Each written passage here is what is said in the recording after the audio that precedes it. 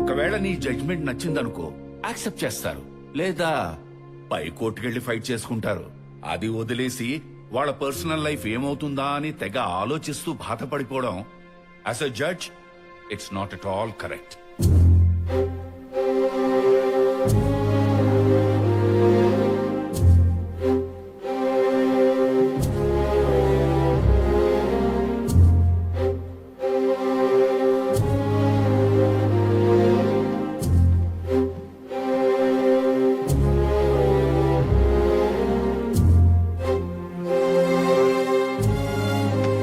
చెప్పుకోవాల్సింది ఇంకేమన్నా ఉందా? సార్, మా ఫాదర్ మీద ప్రామిస్ చేసి చెప్తున్నా, ఇంటర్వ్యూకి వెళ్ళిన రోజే అదోలా చూశాడు. లేదు, 3-4 టైమ్స్ ప్రైవేట్ గా కలవమని ఫోర్స్ చేశాడు. చీకొట్టానని కోపం పెంచుకొని న్యూడ్ గా ఫోటోస్ తీయించి మరి భయపెట్టాలనుకున్నాడు. అయ్యో లేదు లేదు సార్. కేసు పెట్టడానికి పోలీస్ స్టేషన్ కి వెళ్తే పోలీసులతో క్లాస్ పీకించి పంపించేశాడు. అట్లీస్ట్ కోర్టులోనైనా జస్టిస్ జరుగుతుందన్న హోప్ తో డైరెక్ట్ గా అప్లై చేసి మేము ముందు నిలబెట్టా. ఇంకా మీరే ఎలాగైనా. అలాగే చెప్పావు కదా, సేమ్ డైలాగ్ వెర్షన్. ఎవరో రైటర్ని పెట్టి రాయించుకున్నట్టున్నావు. ఆ 4 లైన్లే బాగా ప్రాక్టీస్ చేసి వచ్చినట్టున్నావు. అయినా కోర్టుకు కావాల్సిన ఎవిడెన్సెస్, సాక్ష్యాలు, నీ ఎమోషనల్ యాక్టింగ్లు, ఫోర్స్డ్ ఎడిట్ సీన్లు కాదు. యువర్ ఆనర్, ఈ అమూల్య తన టాలెంట్ మొత్తం ప్రదర్శించి ఏం ఎక్స్పెక్ట్ చేస్తోందో మీకు ఆల్రెడీ ప్రూవ్ చేశాను. ఇలాంటి తప్పులు వేరే అమ్మాయి చేయకుండా సరైన తీర్పిచ్చి ఈవిడికి బుద్ధి చెప్పాలని కోర్టు వారిని కోరి ప్రార్థిస్తున్నాను. That's all your honour.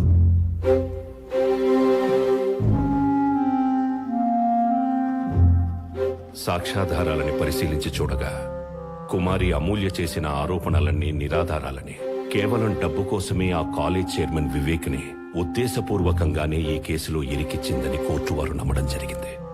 ఇందుకుగాను కుమారి అమూల్యని మందలిస్తూ 50,000 రూపాయలు జరిమానా విధించడమైనది.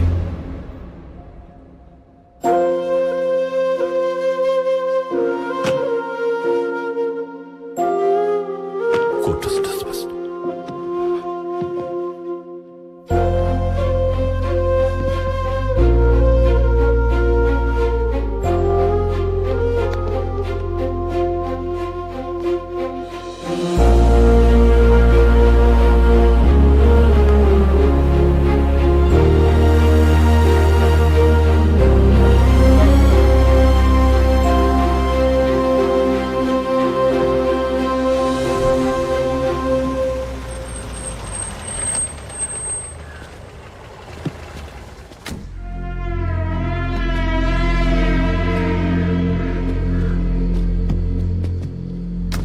ఇక్కడికొచ్చాడేంటి? జడ్జిగా చెయ్యలేని న్యాయం మనిషిగా చేద్దామని వచ్చాను. కేఎల్ ఇంజనీరింగ్ కాలేజీలో అసిస్టెంట్ లెక్చరర్గా మాట్లాడా. రేపే జాయిన్ అవ్వచ్చు. అక్కర్లేదు సార్, నాకు కావాల్సిన న్యాయం కోర్టులో చేయాలి, కానీ ఇలా 4 గోడల మధ్య కాదు. అద్దం ముందు బట్టలు మార్చుకోవడానికి ఇబ్బంది పడే ఆడపిల్లని నేకడిగా సొసైటీ ముందు నిలబెట్టేశారు. చిన్న జస్టిస్ కోసం తెగించి కోర్టు మెట్లు ఎక్కిన పాపానికి మళ్ళీ లెగలేనంత లోతుకు తోసేశారు. అది కాదమ్మా. సార్, మీరు నిజంగా నాకు హెల్ప్ చేద్దామని వచ్చుంటే ఇంకెప్పుడు కోర్టుకు వెళ్ళకండి. ఆ బ్లాక్ కోట్ తీసేయండి. Sir, you are unfit for this judicial system.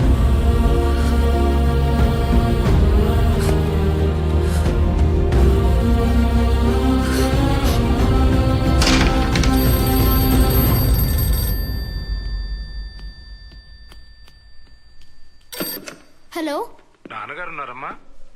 నాన్న నీకే ఫోన్.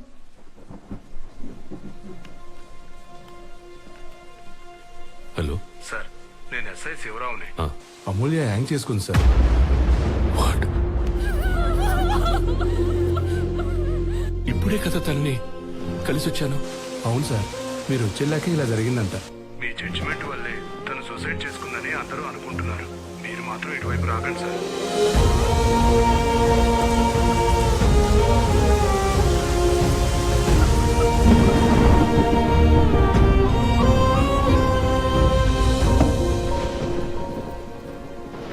రెసిగ్నేషనా?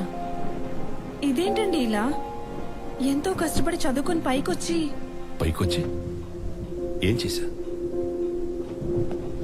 జడ్జి అనే పదానికి, ఆ ధర్మాసనం మీద కూర్చున్న నాకు, జనమిచ్చే గౌరవానికి, నేనిచ్చే తీర్పుకి సంబంధం లేనప్పుడు ఇక నేనెందుకు అక్కడ ఉండాలి?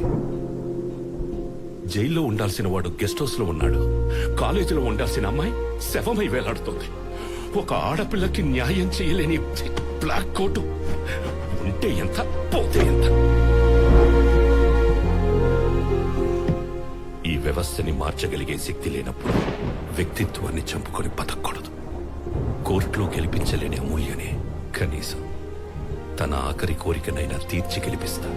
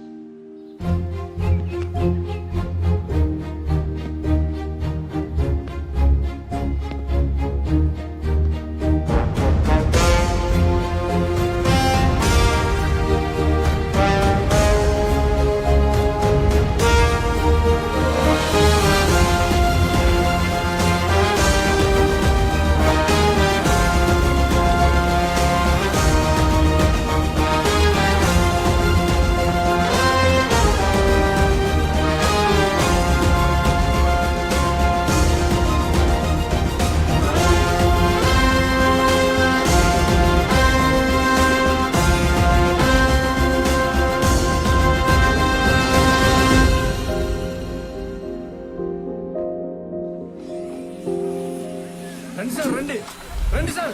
మేము ఎంత అడ్డుకున్నా వీళ్ళు మాత్రం పనులు ఆపట్లేదు సార్. ఆపడే, ఆపు, చెప్తున్నా ఆపండి, చెప్తున్నా అర్థం కాలేదు నీకు, ఆపు. ఈ మైథిలికి కన్స్ట్రక్షన్ చేసే మోసాలు అన్ని కాదు సార్. మా 200 ఎకరాలు దళిత భూములు అక్రమంగా ఆక్రమించుకొని మాకు వేరే సరైన నెంబర్లు చూపించి మమ్మల్ని మోసం చేస్తున్నారు సార్. ఎదురు తిరిగి మాట్లాడే వాళ్ళకి నరకం చూపిస్తున్నారు సార్. పాస్బుక్ చూపించలే, చూడండి సార్, మీరే చూడండి సార్, ఇగో సార్.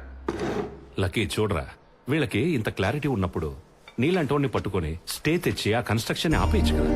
నానా వాళ్ళకి తెలియదు కదా, కొంతమంది కమర్షియల్ క్యాండిడేట్స్ వల్ల పాడైపోతున్న జ్యుడిషియల్ సిస్టమ్ ని కాపాడటానికి రూపాయి అంటే ఇంట్రెస్ట్ లేని నాలాంటి నాన్ కమర్షియల్ లాయర్ ఇక్కడే ఉన్నాడని. కరెక్ట్. అవతలోడు ఎంత సౌండ్ అయినా వాడు మాత్రం జస్టిస్ కోసం నిలబడి అమాయకులకు న్యాయం జరిగే వరకు పోరాడుతూనే ఉంటాడని. ఎస్ రా, అయితే ఆ ఛానల్ వాళ్ళకి కాల్ చేసి అతని నంబర్ తీసుకుని నీ దగ్గర తీసుకొస్తా. నానా ఛానల్ కాల్ చేస్తే వాళ్ళు ఎందుకు ఇస్తారు? అటు చూడు, ఎవడి కన్స్ట్రక్షన్స్ గురించి బ్యాడ్ గా టెలికాస్ట్ చేస్తున్నారు, వాడి ప్లాట్లే కొనమని కింద యాడ్ చేస్తున్నారు. అంతా కమర్షియల్, మళ్ళీ ఎథికల్ గా ఉండరు నానా. అందుకని డైరెక్ట్ గా నువ్వు వెళ్ళగలవు అని నా దగ్గర తీసుకొచ్చి వాడికి హెల్ప్ చేసి పెడదాం, కాపాడదాం.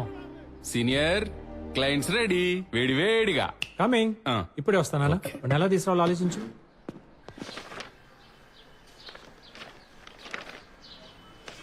ఆశ అంటే ఓల్డ్ సిటీ పాషానే.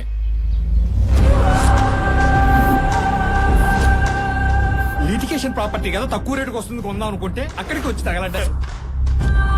పెద్ద మనుషులను తీసుకెళ్లి కూర్చోబెట్టి ఇది తప్పు రాబాబు అని చెప్పడానికి చూస్తే వాళ్ళ మొహాల మీద ఉమ్మేసి తల పగలగొట్టి అల్లరల్లరి చేసి ఇంకెవడొచ్చినా కదలని పొజిషన్ లో సెటిల్ అయిపోయారు.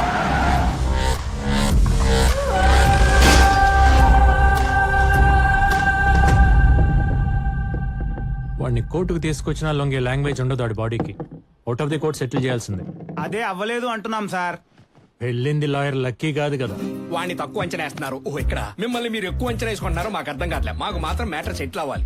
నేను మళ్ళీ ప్రశాంతంగా నా సైట్ లో పోసుకోవాలి ఒంటేలు. ఏమండి ఇక్కడ మీరు పోసుకోవడమే కాదు, మీ సైట్ లో మీకు ఏం కావాల్సి చేసుకోవచ్చు. ఒక్కసారి మా సీనియర్ కేసు టేకప్ చేస్తే ఇంక సూట్ కేసులు సర్దేసుకోవడమే. వాళ్ళ మేమా జోకా? ఇది జబర్దస్త్ సెట్ కాదు. కోపడకండి సార్ ప్లీజ్. మేము తీసుకెళ్లిన వాళ్ళందరూ పోసుకోలు కబుర్లు చెప్పడమే గాని ఎవడు వల్ల పని అవ్వలేదు. మీ వాడు మిమ్మల్ని పొగిడే విధానం చూస్తుంటే ఇదేదో వర్కౌట్ అయ్యేలా ఉంది. ఆ ఫీజు కూడా ఒకసారి అనేసుకుంటే. మిమ్మల్ని టెన్షన్ పెట్టి ఫీజు తీసుకున్న ప్లేస్ లో లేరు మీరు. ఆహా, ఇది ఎక్స్ జస్టిస్ సూర్యనారాయణ గారి ఇల్లు. నమస్కారం సూర్యారాయణ గారు. అటు నమస్కారం సార్. బాబు మీరు మన శాంతిగా మధ్యాహ్నం మీటింగ్ రెడీ అయిపోండి. ఏంటి ఈ రోజే? అవును, పరిగెత్తించి సెటిల్ చేస్తాం. మీకన్నా ప్రాబ్లమా? ఇంకా ప్రాబ్లం ఏముంటుంది సార్? ప్రశాంతంగా ఇక్కడే కూర్చుంటాం. పడ్డాక లేకపోతే చైర్ కింద చావచ్చుగా.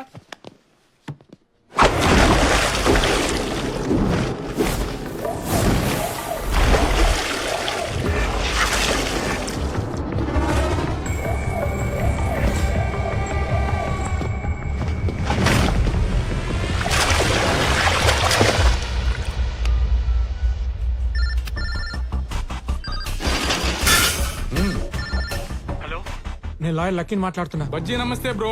నేను ఓల్డ్ సిటీ పాషాకు ఆపోనెంట్ గా కేసు ఒప్పుకున్నా అని చెప్పేసి నన్ను మర్డర్ చేయడానికి 1, 2, 3, 4 15 మంది వచ్చారు సార్. దోలకి దుకాణం పెడితే అరక్కి కారం పెట్టిందంట. మరి కేసు ఎందుకు ఒప్పుకున్నా? సార్ ఒప్పేసుకున్నాను కదా, వచ్చి కాపాడండి సార్. ఈ కేసు గురించి ఇన్ఫర్మేషన్ ఇచ్చిందే ఆడు. తుమారకు మారనే బాధి ఆతాది. పాషా గారు, ఇది కరెక్ట్ కాదు కదా. కరెక్ట్ కాదు. ఒక లాయర్ ని గిట్ల నిలబెట్టి వాదించుడు తప్పే కదా. శిక్ష పడాలి.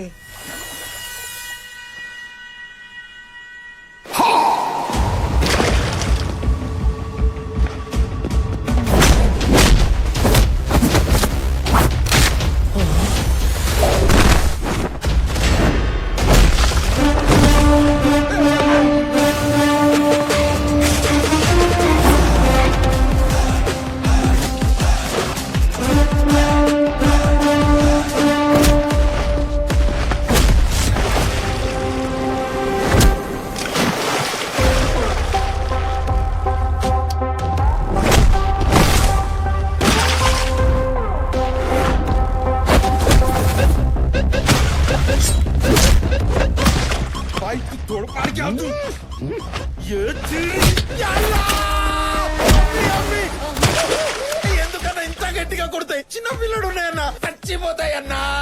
నేను పిల్లగా దీన్నే ఆత్మరక్షణ అంటారు.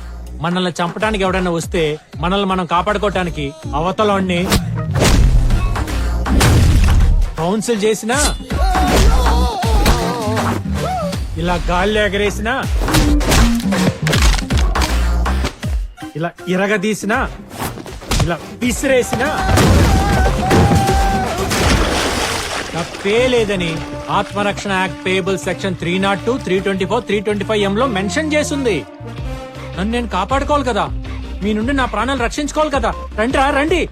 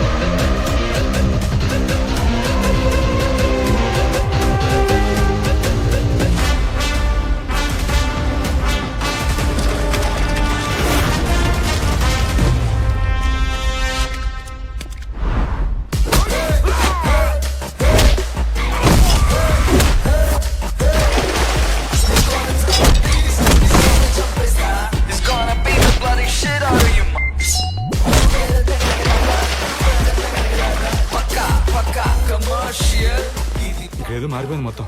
సెటప్. సార్, నన్ను కాపాడండి సార్, నన్ను రక్షించండి సార్. ఏంటయ్యా చూస్తున్నా, నువ్వే వాళ్ళు బాధ చేసినట్టుంది. నాకు తెలుసు మీరు ఇలా అంటారని, అందుకే సేఫ్ గా విట్నెస్ వీడియో కూడా తీయించా. చూడండి. ఎస్ సార్, అంతా రికార్డెడ్ గా ఉంది. అంతేకాదు, నువ్వే నన్ను చంపడానికి ఇన్ఫర్మేషన్ ఇచ్చావంటగా, అది రికార్డ్ చేశా. రే బజ్జీ, ఎత్రీగా ఎన్ని యాడ్ చేయాల్సి ఉంటుందేమో. అమ్మని అమ్మ, అది కాదు కానీ న్యూమరాలజీ ప్రకారం ఆ నెంబర్ మనకు వర్కౌట్ కాదు. కూర్చొని క్లోజ్ చేసుకో. అయితే ఇంకెందుకు లేటు, పదా. ఓకే, ఇదిగో సైన్ చేసేయండి. ఇక్కడ రే ఏనుగు, అందరికి చాక్లెట్లు ఇచ్చారా? ఏకే అబ్బాయి సాబ్ చేతిలో చాక్లెట్ పెట్టి మొత్తం మ్యాటర్ సెటిల్ చేస్తాను. అయితే నోట్లో పెట్టాలి చాక్లెట్. అది కాదు సాబ్, పేపర్ జిరాక్స్ లకి, షెడ్లకి, ఫర్నిచర్ కి, పెట్రోల్ కి, సరుకులకి. రే నీ పద్దులు పుస్తకాలు ఆపు. ఎంతో 10 అయిందా? 1000 అన్నా. లక్షలరా ఇస్తారా? ఇప్పిస్తా. నేను ఒక మ్యాటర్ సెటిల్ చేస్తే బోత్ ది పార్టీస్ హ్యాపీగా నవ్వుతూ ఇంటికి వెళ్ళాలి, తన్నులు తిన్నా కూడా.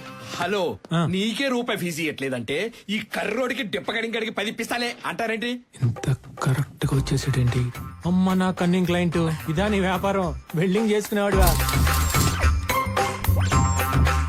ఈ డార్క్ సర్కిల్స్ కవర్ చేసుకోవడం కోసం ఈ క్లాసులు పెట్టుకొని తిరుగుతున్నావా?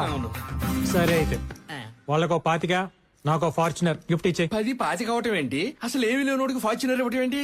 అంత పెద్ద సైట్ సెటిల్ చేసి నేను ఆ పాత బండిలో తిరుగుతుంటే నువ్వు మటుకి చూస్తూ ఊరుకోగలవా? రేపు పొద్దునే వద్దన్నా నా ఇంటి ముందు కొత్త వైట్ లెజెండర్ పెట్టావు. అమ్మో ఫీజు ఎందుకు వద్దన్నావు? ఇప్పుడు నాకు అర్థమైంది, చెప్తాను. ఎవరికి చెప్తావు? మీ నాన్నకి.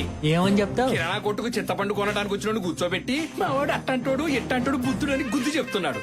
కాదండి, పక్కా కమర్షియల్ కన్నింగ్ లాయర్, ఆయన కళ్ళు తెరిచేలా చెప్తా. ఆయనకి తెరుచుకునే లోపు నిన్ను మూసేస్తా. ఎలా మూసేస్తారు? చెప్తా. ఒకసారి కన్నీటి ఇవ్వండి. అన్నంటే ఇవే. నువ్వు ఆగవే. సార్ లోడేడా? ఫుల్లీ. ఓహో. పెట్టుకో. ఎందుకండి?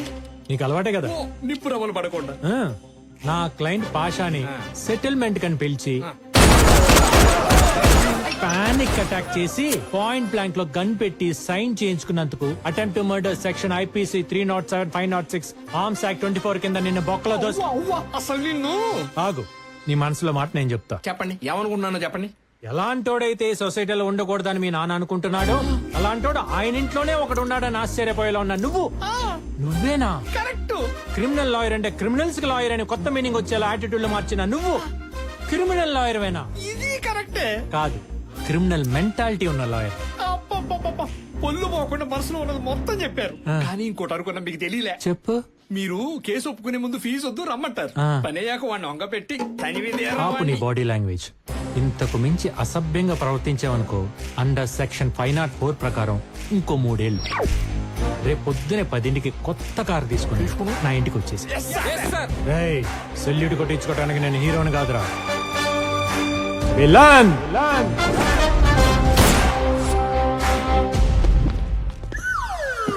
నువ్వు సింబాలిక్ గా చెప్పినా అర్థం చేసుకోలేకపోయావు. బాబుకి ఇవ్వండి. బాబు ఒకేందుకు? ఆయనకి అన్నాడుగా, అందుకని చెప్పు. అయ్యో, మీరొచ్చిన కార్ కేసు ఇందులో ఇరుక్కుపోయాయి. అయ్యో ఇరుక్కుపోలేదు సార్, మేమే ఇరికించాం బాబుకి గిఫ్ట్. ఏంటి కారా? ఎందుకు బాబు? 5 లక్షల కారు బహుమతి. చెప్పరా. ఏమండి, 150 రూపాయల బొకేలో 5 లక్షల కారు గిఫ్ట్ తీసుకునే రేంజా బాబుది? అంగపార. టొయోటా ఫార్చునర్ 7 సీటర్ లెజెండర్ వచ్చేసింది. అది కాదురా, నేను జడ్జిగా ఉన్నప్పుడు ఎన్నో కేసులు గెలిచినా కూడా చిన్న పెన్ను కూడా గిఫ్ట్ తీసుకోలేదు. ఏమండే, పెన్నులు, పెన్సిల్, ఎరేజర్లు గవర్నమెంట్ పోల్ స్టేషనరీ ఇస్తుంది కదా, దాంతో పోల్చకండి దీన్ని. రే, గిఫ్ట్ చిన్నదైనా పెద్దదైనా తీసుకోవడం అలవాటైతే మరో కేసులో మరో గిఫ్ట్ ఎక్స్పెక్ట్ చేస్తాడు మావాడు. నాన్నగారు, వాడిని చెడగొట్టు. నాన్నగారు, నాన్నగారు. నమస్కారం బాబు. వాళ్ళు ఇచ్చే ఫీజే వద్దన్నప్పుడు గిఫ్ట్ ఎలా ఎక్స్పెక్ట్ చేస్తాను చెప్పండి? అయినా మీరు నన్ను ఇంతప్పటి నుండి ఏం చెప్పి పెంచారు? అన్యాయానికి గురైన వాళ్ళని న్యాయ హక్కును చేర్చి న్యాయబద్ధంగా వాళ్ళు ఇచ్చే ఫీజు 1116తో నెల మొత్తం ఎలా గడపాలని నేను ప్రాక్టీస్ చేస్తుంది కూడా అదే కదా. అబ్బో. అయినా నిన్న మీకేం చెప్పానయ్యా? ఏం చెప్పారండి? ఏం చెప్పారు? నేను సెటిల్ చేసిన కేసులో మీకు కొన్ని కోట్ల రూపాయలు వచ్చినా కూడా మొత్తం మీరే అనిపించాలి, కానీ నాకు ఒక్క రూపాయి కూడా ఇవ్వకూడదని చెప్పానా లేదా? చెప్తే ఎంత బాగుండే సార్. అంటే చెప్పలేదు మరి? చెప్పారు అంటున్నారు. మరి ఇప్పుడు ఇలాంటి గిఫ్ట్లు తీసుకొచ్చి మమ్మల్ని టెంప్ట్ చేస్తే ఎలా? అయితే తీసుకెళ్ళిపోమంటారా? తీసుకెళ్ళిపోరా. సెక్షన్ 502 ప్రకారం తీసుకెళ్ళిపో. సెక్షన్ ఎందుకు ఇప్పుడు? ఆ సెక్షన్ ఎందుకండి? మరి అలా చెప్పకపోతే మా నాన్ని నన్ను ఎలాగైనా ఒప్పించి ఇచ్చి వెళ్తారు కదా. ఓ, ఒప్పించి. ఇచ్చెళ్తాం. ఆ, అయ్యా, ఇది మీకోసం కాదండి అయ్యా, మా కోసం, మా ఆనందం కోసం తీసుకోవాలి. అలాగే ఈసారి తీసుకున్నాను కదా అని నెక్స్ట్ టైం రేంజ్ రోవరే తీసుకొచ్చా. ఫీజే మనం ఏం మాట్లాడుకున్నామో పేపర్ లో రాసుకొని ముగ్గురు ఏలు ముద్దలే సంతకాలు పెట్టి మరీ ఇస్తాం. అంతే. ఓకే. ఈ బండ్లు కొట్టం మా వల్ల కాదు సార్. సార్, ముందు ఈ బొకే తీసుకోండి సార్. నానా, ఇలాంటివన్నీ ముట్టుకోవాలంటే కంపరంగా ఉంది. కళ్ళకు గంతలు కట్టున్న న్యాయదేవత ముందు మీరు న్యాయమైన తీర్పులు ఎలా ఇచ్చేవారో అలాగే కళ్ళు మూసుకొని న్యాయబద్ధంగా వీళ్ళు ఇస్తున్న కేసు తీసుకోండి. తీసుకోండి, వాళ్ళు సాటిస్ఫై అవుతారు. ఓకే అమ్మా, ఓకే.